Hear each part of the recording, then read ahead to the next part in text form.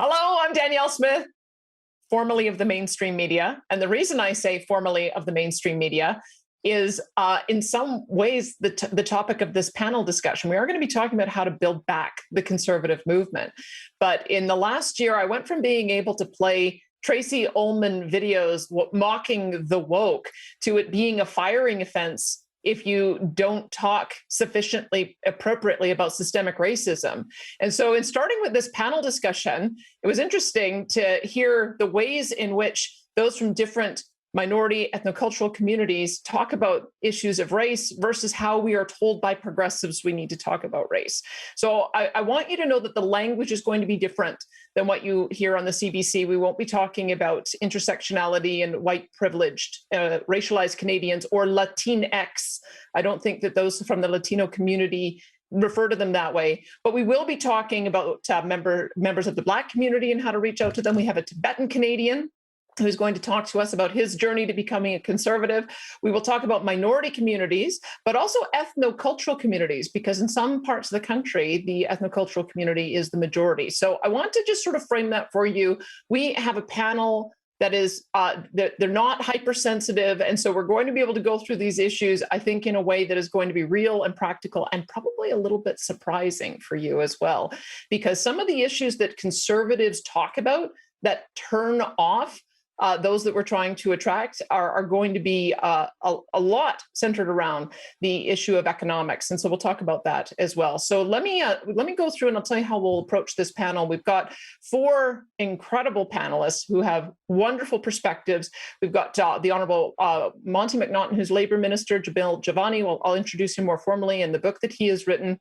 Lily Obina, who has also been a candidate for the Conservative Party, as well as Tenzin Kengzar, who's in the business world right now, but he's also been a major organizer in ethnocultural outreach. But we're going to begin, and we're doing it this way because he is the elected member for in Ontario. He's been elected 3 times as a member of the provincial parliament, an MPP. Monty McNaughton is the MPP for Lambton, Kent, Middlesex, Minister of Labour, Training and Skills Development. He's a community leader and a former small business owner from southwestern Ontario. He also has had his portfolio expanded to include training and skills development, as well as responsibility for Ontario's immigrant nominee program just recently in January 2020.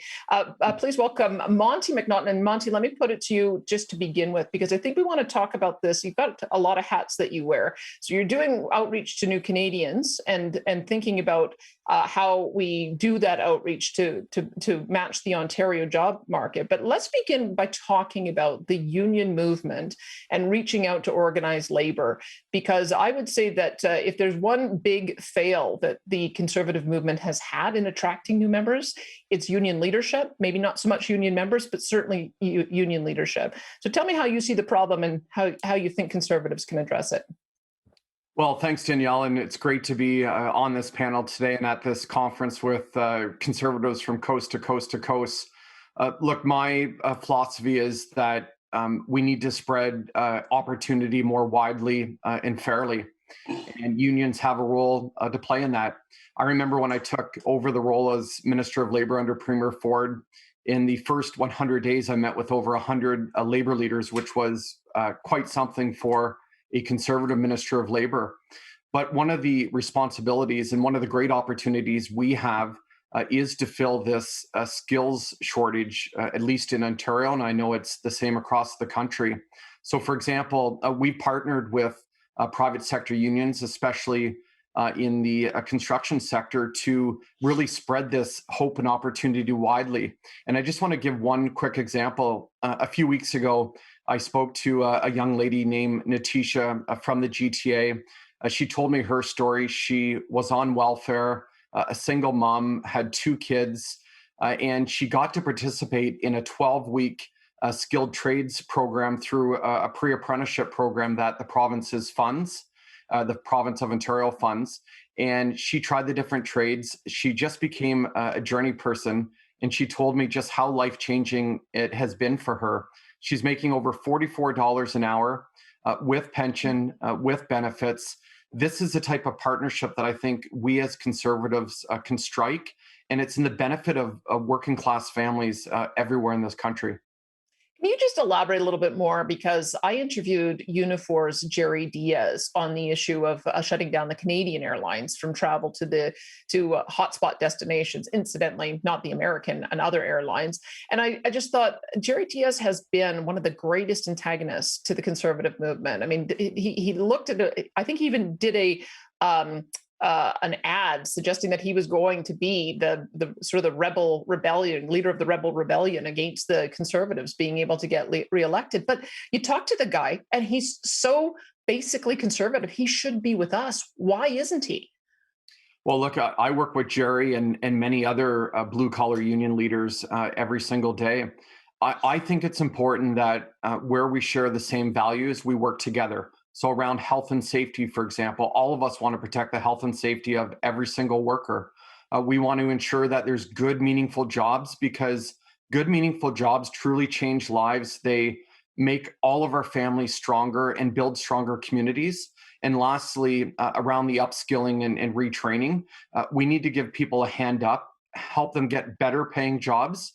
And just quickly with Unifor, I'm proud of our government in Ontario. We actually partnered when Chrysler and Windsor and GM in Oshawa laid off auto workers. We were the first ones there as a government and my ministry to open a retraining center for these workers. And some of them, I just spoke with Roger from Oshawa, who was laid off from GM. He's now a personal support worker in long-term care homes. So that's how we can spread opportunity more widely and fairly, and unions have a role to play.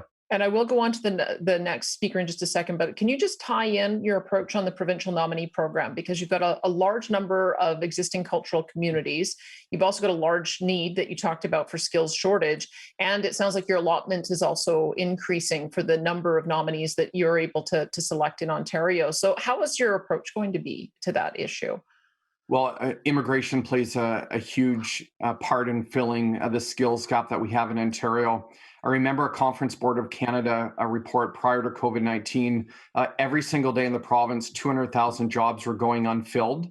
And that actually hasn't changed much today. So immigration is going to play a key role in filling those jobs. One of the things that I've done as minister is to prioritize people that have a skilled trades background, for example, to come to Ontario. They can start working on day one. And again, I'm a big believer. Immigration has made all of our communities much, much better and is going to continue doing that. All right, let me introduce you now to Jamal Javani. He grew up in a mostly immigrant community in Toronto. At 16, was labeled illiterate, didn't let that hold him back. He ended up turning his life around with the support of role models and mentors, went on to graduate from Yale Law School, teach at Osgoode Hall Law School, and dedicated his career to supporting those facing the same challenges he did growing up. His first book, Why Young Men: The Dangerous Allure of Violent Movements and What We Can Do About It, was published in 2019. So, Jamil, I know you're sort of tackling this from a bit of a different angle, because if I could jump off what Monty had said about being able to attract or have a message that attracts skilled labor, working class, blue collar workers, that seemed to be the Donald Trump approach in the United States, and it worked pretty successfully in some areas. But you also have another sort of non-traditional conservative or non-traditional voter base that also got attracted to conservatism in the U.S. Do you want to go into that a little bit? I do, yes. Thanks, Danielle. So first off the top, I just want to say I come into this conversation without a partisan hat. I mean, I am a conservative, but frankly, what's more important to me in this conversation is that we address the reality that there are many communities in our country who have been taken advantage of and taken for granted by the left. And that I think that, addressing their needs and making sure there's a real competition for votes from these communities, that's the goal that I have. That's the vision that I'd like to put forward. And the example that Danielle alluded to there, that I think can give us some indication of what that looks like practically, is with Hispanic voters in the United States. Unfortunately, we don't have the same kind of data in our country to really look at case studies, but in the US, there are case studies. And you might remember that, in 2015 and 2016, Donald Trump was saying things that were inflammatory and offensive about Hispanic communities, far greater than what you would find said in Canadian politics typically. And yet, just 4 years later, Hispanic voters came out in droves in certain states for Republicans. 20% increase among certain Hispanic voters in Miami, for example, 10 to 15% increase in Hispanic voter turnout for Republicans in parts of Texas and New Jersey, and even an increase in Arizona. States that the Republicans lost still saw an increase in Hispanic voter turnout. And I think this is an opportunity for us to think about, why is that? What were they doing that might have led to such an increase in a community that they were alienating significantly just 4 years later? And I think there are two really important lessons to take away from this that I believe are relevant for our context here in Canada as well. The first one is making the distinction between turnout and persuasion. There are many voters who just don't vote. The last election we had in Canada in 2019, only 2/3 of eligible Canadian voters voted. And in certain communities, voter turnout is lower than the national average. So a lot of the challenge is just getting people engaged who don't have a strong political identity. And so when you're speaking with them, you don't have to assume they have some allegiance to another party, or they've got some preconceived idea about what they want to vote for. In fact, you need to just build a relationship and show them that you are thinking about their needs when you are putting together your policy ideas, or when you're putting together your messages.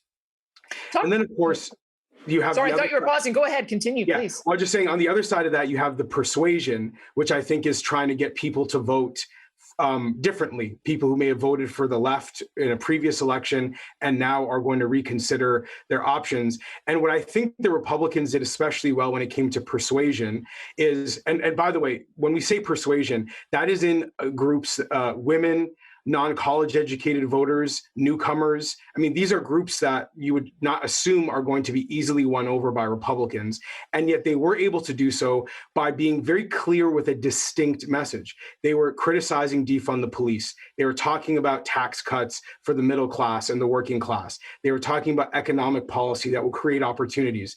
And they had shifted their discourse away from being critical about immigration to actually embracing the values of newcomer communities, which do tend to be more socially and culturally conservative than the rest of the population. So, it was not a matter of mimicking the left that worked in this case study. It was a matter of having a clear and distinct message. And I think these are some of the things we could take away from this case study of Hispanic voters in the United States. Talk to me a little bit more about the Defund the Police movement, because I think that movement was designed to attract ethnocultural communities. And do you think it worked for the Democrats? No, I think it was an utter disaster for the Democrats on a few levels. So one is, you might remember in the primary, that Joe Biden was one of the only Democratic candidates who didn't endorse defund the police, and he won. And he won largely because of Black voters in the Carolinas. And a lot of Black Democratic leaders have mentioned this. They've said this is why Joe Biden did well. This is why we endorsed him, because he was not willing to give in and cave in to the radical, regressive left. So I think that in the Democratic context that worked, but also in the context of the general election, defund the police was a big problem. A lot of the Hispanic voters that I've been talking about cited defund the police as a reason why they voted for the Republicans. So what we have to recognize here is that there is an illusion that is being put in front of us, that somehow minority communities that conservatives don't reach out to well, the reason why they don't vote conservative is because they are very hardcore leftists, and that's just not the case at all. And unfortunately, when you push back against that narrative, you take hits. I mean, Danielle, you alluded to it before, being criticized because we won't use certain language, or we won't, mimic certain political talking points. The reality is that the majority of people, and I think polling backs this up to the extent we have good polling, is that majority of people in all these communities, whether they're white, Black, Asian, what have you, are not radical leftists. And it's just, and the more we demonstrate that, I mean, a key example is this: the Trudeau Liberals are putting public servants right now in Ottawa through anti-racism training. This story was broken by Brian Lilly and others at the Toronto Sun.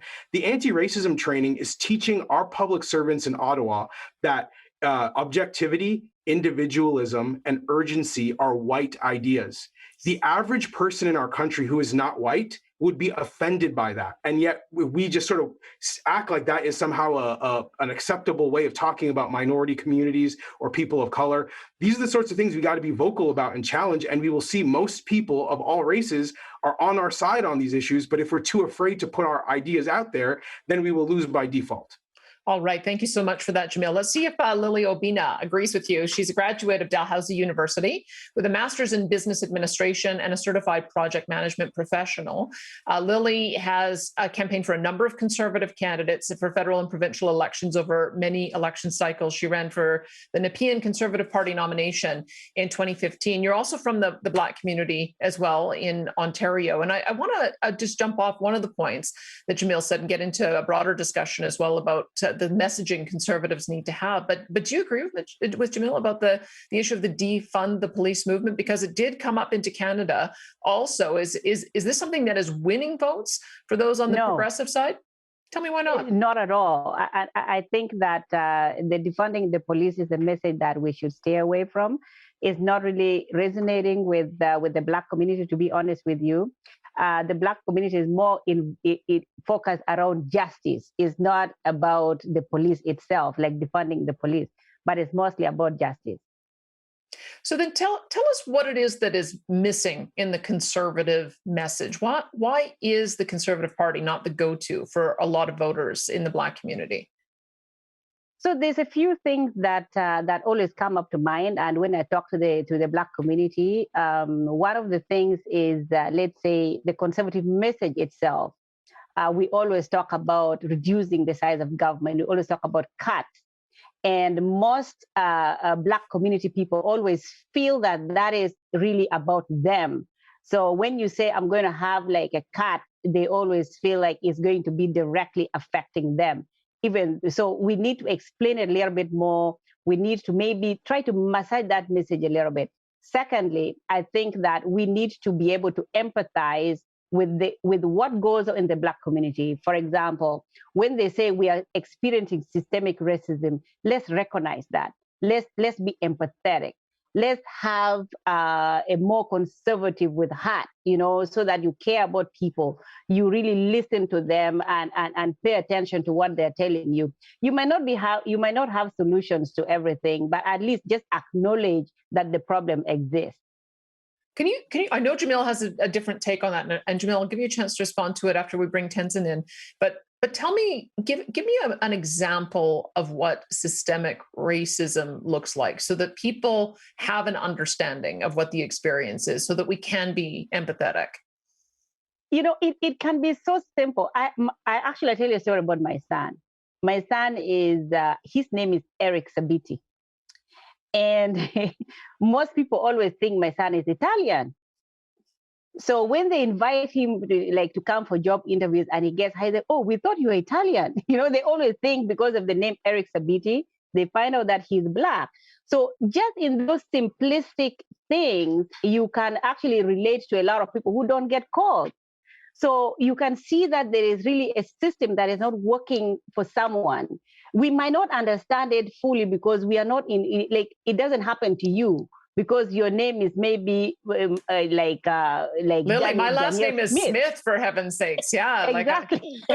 You're not Lily Obina, for God's sake. So the thing is, I think that it's those simple things that actually stem up and create this system that is not fair for a group of people, and we need to recognize that.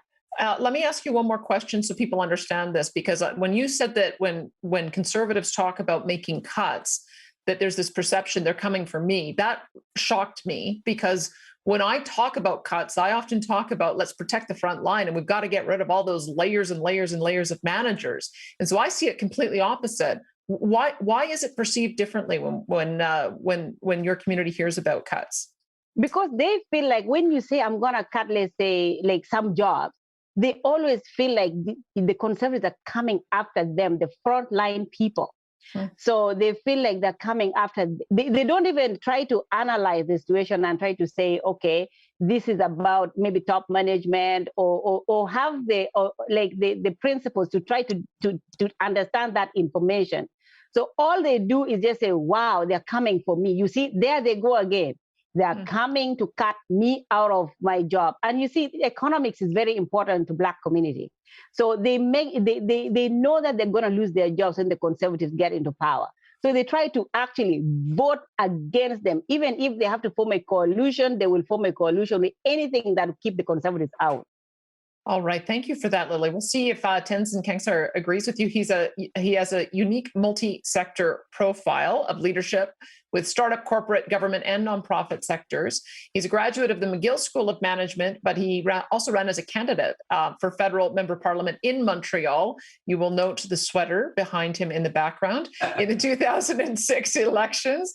And he's also a recipient of the Queen's Diamond Jubilee. But importantly, too, he also did ethno-cultural outreach with Jason Kenney when Jason Kenney was charged with that task for many, many years as a Conservative MP.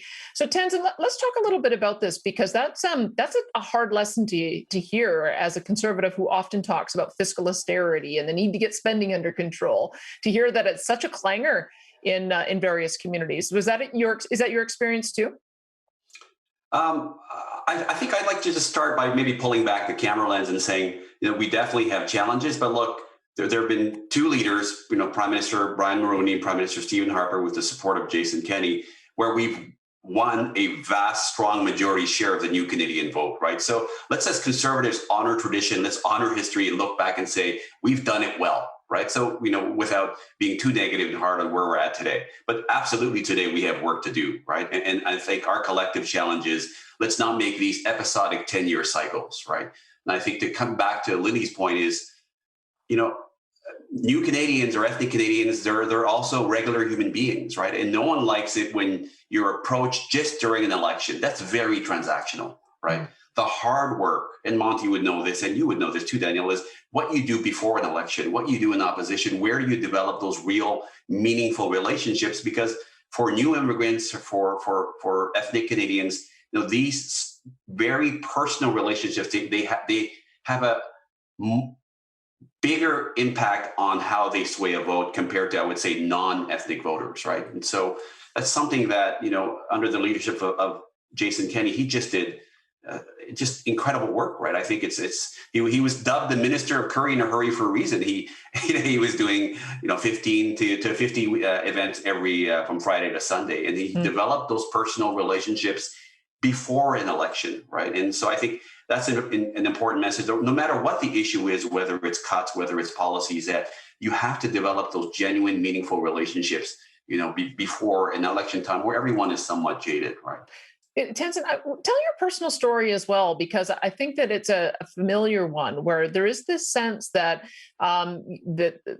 those in different cultural communities are unreachable because they vote Liberal, they always voted Liberal, their parents voted Liberal, grandparents have voted Liberal. We're not going to be able to get them as a voter. And you sort of have a similar story like that until you had a moment of conversion. I think you described it in 2004. So explain both of those to us. Explain the default to voting Liberal, but then also the awakening you had about why the Conservative Party was a better fit for you. Sure, Daniel. As a Tibetan Buddhist, I'll call it my political enlightenment. How about that, right?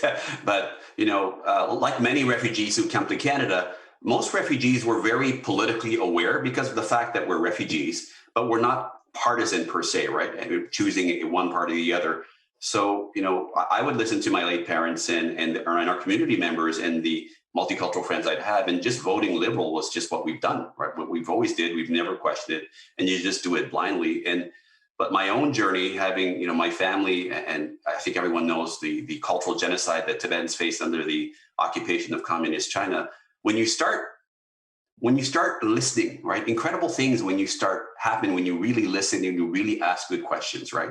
And so my own journey, quite late, I'd say 2004, I was 32 years old, a little bit later than your typical tiny Tory, right? Young activist. But I started to ask the questions of, wait, these things that are important to me as a Canadian, family values, work ethic, smaller government, or limiting the role of government because my parents escaped the overreach and the evils of totalitarian government regimes, like many Canadians have, of Ukrainian, Polish, Hungarian descent, right? Ismaili background. So when you ask these questions of what's important to me, family, values, the evils of evil government, then when I had that introspective discussion with myself, it was natural that, hey, these conservative values, they align with me, right? Mm-hmm. And I was fortunate to have that discovery because as a Tibetan activist, I was lobbying or educating many MPs from different parties, but I found a personal bond with conservatives like Jason Kenney and Stephen Harper and Stockwell Day,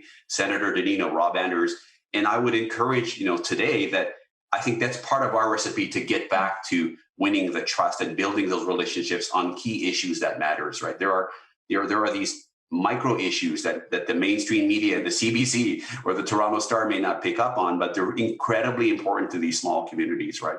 And it's an important part of building that connection on important policy issues, right?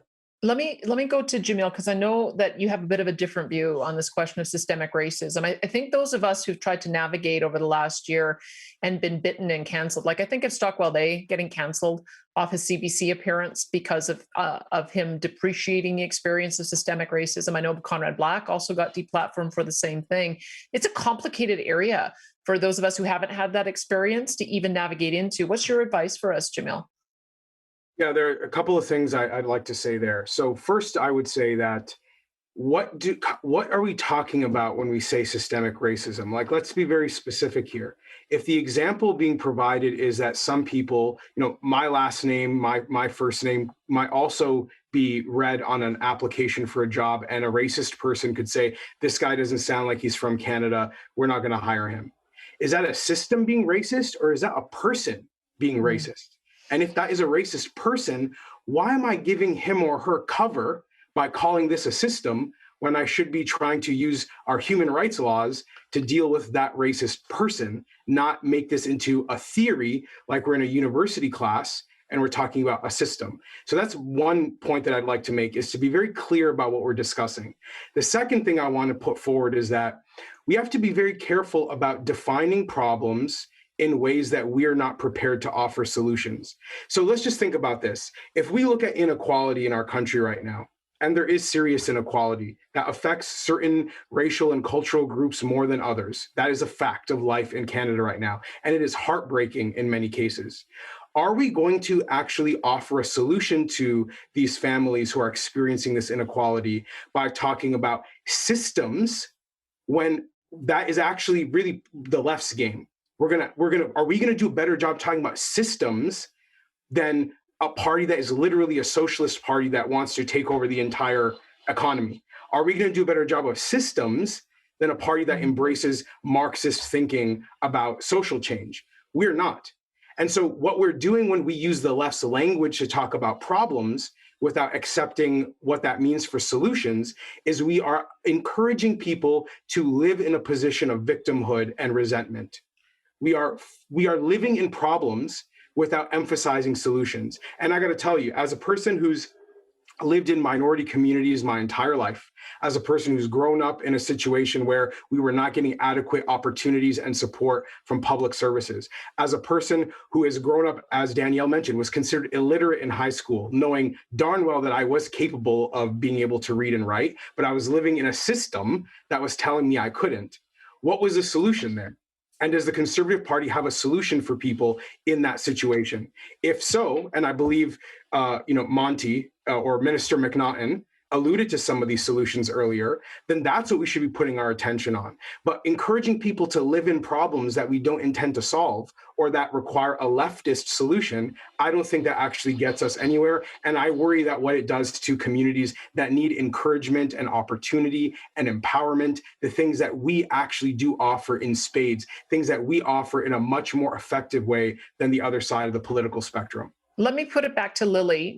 I mean, if you want to respond to that specifically, please do. But I think what I'm hearing, and this comes from an audience question, is as we grow the tent, how critical is maintaining conservative values and principles in the Conservative Party? How much of a risk is there of the federal Liberal Party becoming too liberal light? I think the notion is that if we adopt the same language, then we're going to be turning away from the conservative values that are actually the real selling point to a lot of diverse community groups. Do you have a comment on that, Lily? Yes, I actually don't believe that is the case, Danielle, because conservatives fundamentally believe in equal opportunity, equal rights for people. And if I see that my neighbor, let's say, regardless of who they are being marginalized, or they have less opportunities, there is no level playing field for them. As a conservative, I need to fight for that. There is no single thing that has happened in terms of changing people's lives that has not been legislative.